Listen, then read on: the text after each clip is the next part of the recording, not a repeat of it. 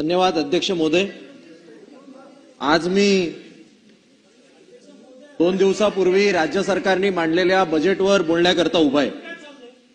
खरं तर अध्यक्ष महोदय, जेव्हापासून हे नवीन सरकार स्थापन झाले त्या दिवसापासूनच मुख्यमंत्री महोदय असतील किंवा दोन्ही उपमुख्यमंत्री महोदय असतील, हे त्यांच्या प्रत्येक भाषणामध्ये त्यांना किती मोठं मॅन्डेट मिळालं हे वारंवार सांगतात।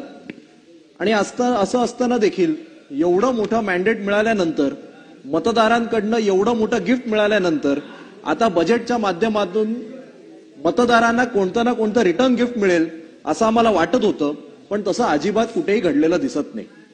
खरं तर लोकसभेच्या निवडणुकीमध्ये महाविकास आघाडीचे 32 खासदार निवडून आले, महायुतीचे 16 खासदार निवडून आले। बातम्यांच्या माध्यमातून आम्ही असं पाहत होतो की महायुतीमधील अनेक मोठे मोठे नेते निवडणूक लढायची की नाही अशा मनस्थितीमध्ये होते।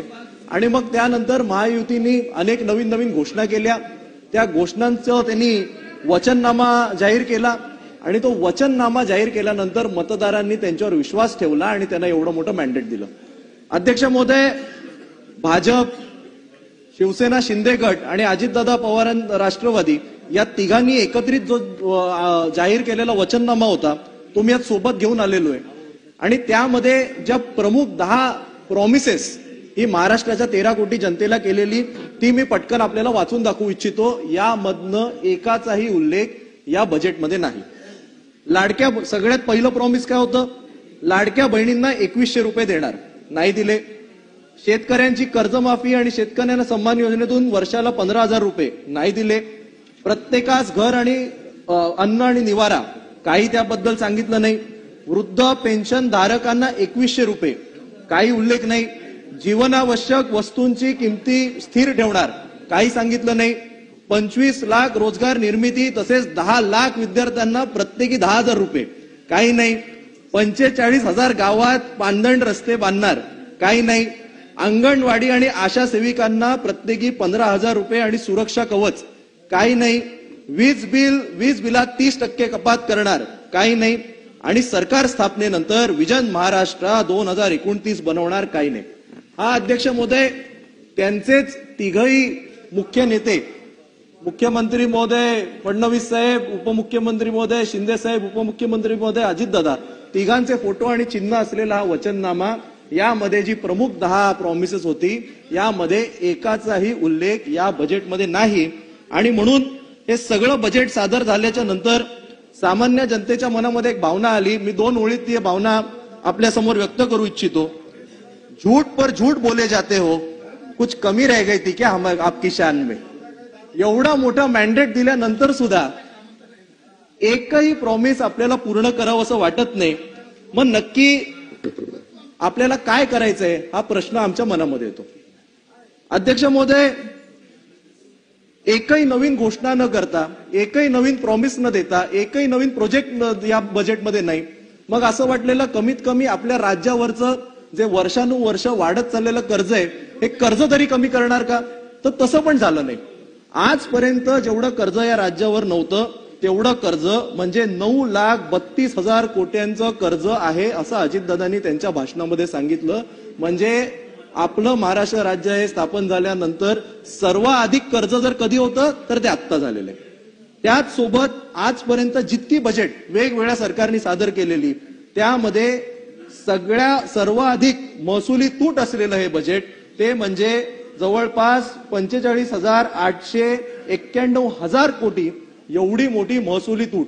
म्हणजे एका बाजूला आपण नवीन पण कोणती घोषणा केली नाही, आपण एवढं डिफेन्सिव्ह बजेट सादर केलं। डिफेन्सिव्ह बजेट सादर करून सुद्धा जर आपण एवढी मोठी महसुली तूट करत असू याचा अर्थ आपलं आर्थिक गणित राज्याचं मांडण्यामध्ये आपण सरकार म्हणून अयशस्वी झालोय, हे आपल्याला मान्य करावंच लागेल। अध्यक्ष महोदय, अनेक महत्वाच्या विषयांवर खरं म्हणजे आम्हाला अपेक्षा होती की कमीत कमी एक ओझरता तरी उल्लेख केला जाईल, पण त्या संदर्भात काही सांगितलं नाही। शिवछत्रपतींचे जे गड किल्ले आहेत त्याचं संवर्धन करणार का? ही वर्षानुवर्ष महाराष्ट्रातल्या 13 कोटी जनतेच्या प्रत्येक माणसाची मागणी आहे। त्या संदर्भात, त्या गड किल्ल्यांच्या संवर्धनासंदर्भात एक शब्दही दादांच्या भाषणामध्ये आलेला नाही। अध्यक्ष महोदय, इंडस्ट्रियल पॉलिसी आम्ही अनाउन्स करू असं सांगितलं। खरं तर एवढ्या मोठ्या मॅन्डेटचं नवीन सरकार आल्याच्या नंतर आमची अशी अपेक्षा होती बजेटमध्येच किंवा बजेटच्या आधी बजेटच्या लगेच नंतर नवीन औद्योगिक धोरण ज्याच्या माध्यमातून संपूर्ण देशात सगळ्यात अधिक इन्व्हेस्टमेंट ही आपल्या राज्यामध्ये येईल, नवीन औद्योगिक धोरण हे जाहीर होईल, पण ते झालं नाही. अध्यक्ष महोदय, केवळ एवढं सांगण्यात आलं की महात्मा ज्योतिबा फुले आणि आयुष्यमान भारत योजनेमध्ये सर्वाधिक हॉस्पिटलची आम्ही एम्पॅनलमेंट करून देऊ. पण वस्तुस्थिती काय आहे? आज मुंबईमध्ये जर आपण पाहिलं तर हे महात्मा ज्योतिबा फुले आणि आपलं आयुष्यमान भारत योजनेअंतर्गत जी हॉस्पिटल एम्पॅनल्ड आहेत त्याच्यातली बहुतांश तर सरकारीच आहेत आणि जी प्रायव्हेट आहेत ती अतिशय छोटी आहेत.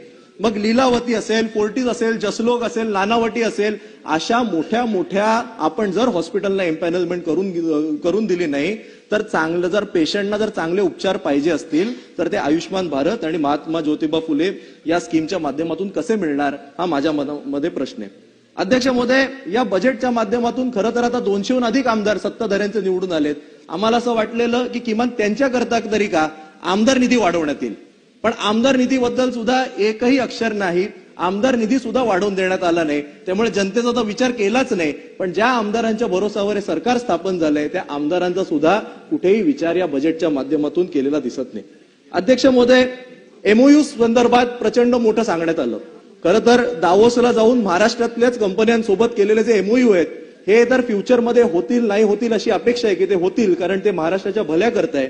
पण या वर्षी किती जॉब तयार होणार, 2029ला किती होणार, 40ला किती होणार आणि 60ला किती होणार ते पुढचं पुढे. 2025-26 मध्ये आपल्या महाराष्ट्रामध्ये किती जॉब तयार होणार? आपल्यामध्ये आता जे काही आकडे येतात साधारणतः 70 लाख लोक बेरोजगार आहेत. त्यांना या वर्षी सरकारच्या माध्यमातून आपण किती रोजगार देऊ शकू या संदर्भात कुठेही उल्लेख नाही. अध्यक्ष महोदय, सरकार आता वेगवेगळ्या जेव्हा घोषणा करतं, मला आठवतंय माझ्या मतदारसंघाशी निगडीत विषय आहे. निवडणुका लागणार, आचारसंहिता लागणार, 5 वाजताची आचारसंहिता, 4 वाजता पत्रकार परिषद एक GR निघतो आणि त्यामध्ये सांगण्यात येतं की शासकीय वसाहतीतील जितके कर्मचारी आहेत ह्यांना आम्ही पक्की घरं देऊ. मला वाटलेलं आता तर यांचं सरकार आलंय, GR निघालंय, मुख्यमंत्री जरी बदलले असले तरी पार्टनरशिप त्याच लोकांची आहे, म्हणजे किमान शासकीय वसाहतील जे कर्मचारी आहेत त्यांच्या पक्क्या घराची घोषणा होईल. त्या संदर्भात एकही गोष्ट नाही. अध्यक्ष महोदय, मुंबई करता 65,000चं पॅकेज वगैरे जाहीर केलं, पण जेव्हा ते सगळं वाचलं तेव्हा असं लक्षात आलं की अर्ध्या अधिक गोष्टी तर मुंबई महानगरपालिका करते.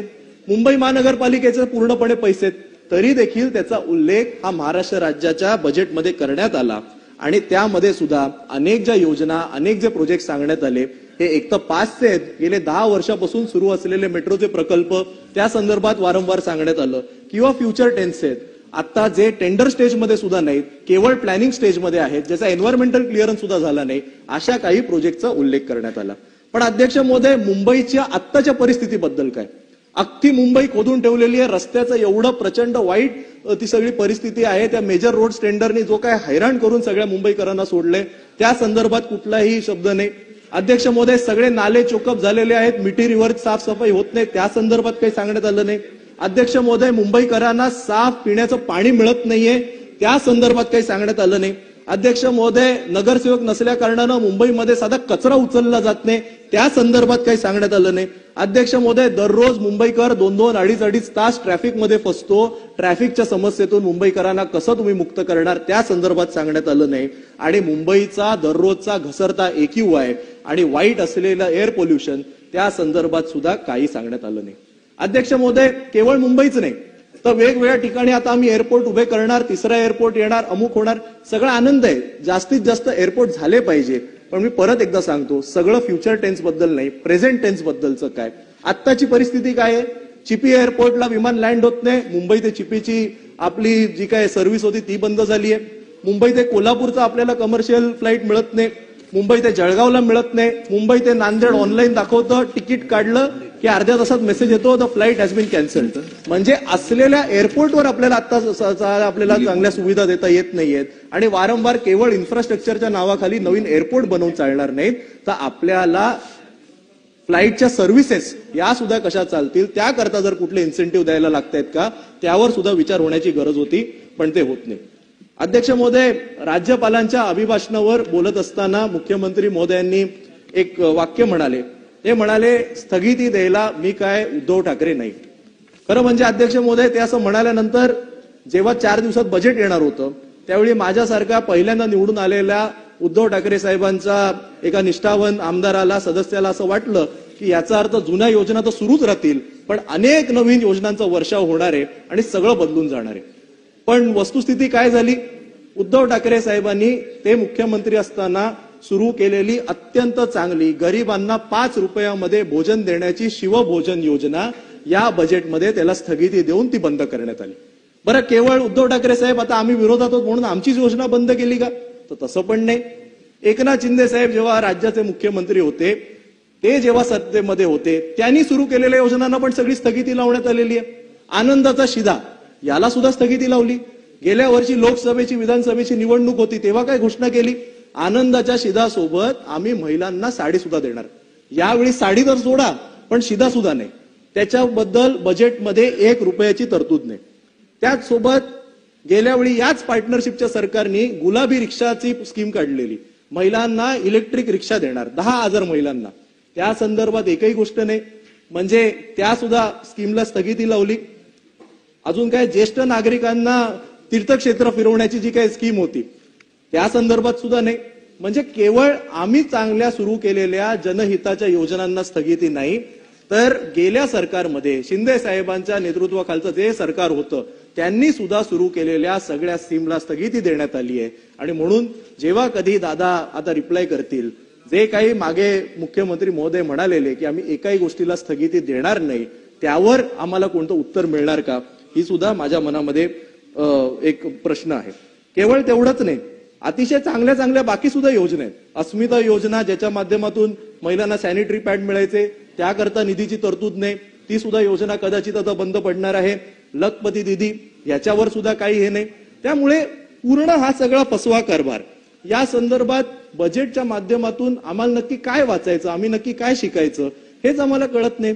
एवढं एकही गोष्ट नवीन जाहीर न करता या बजेटमध्ये मला एकच कळलेलं आहे की आपला जो काही आपण निधी खर्च करतो त्यामध्ये 56% निधी हा केवळ आपण आस्थापनांचे वेगवेगळे पगार आणि आपण डोक्यावर घेतलेलं कर्ज याच्या व्याजावरच खर्च करतो.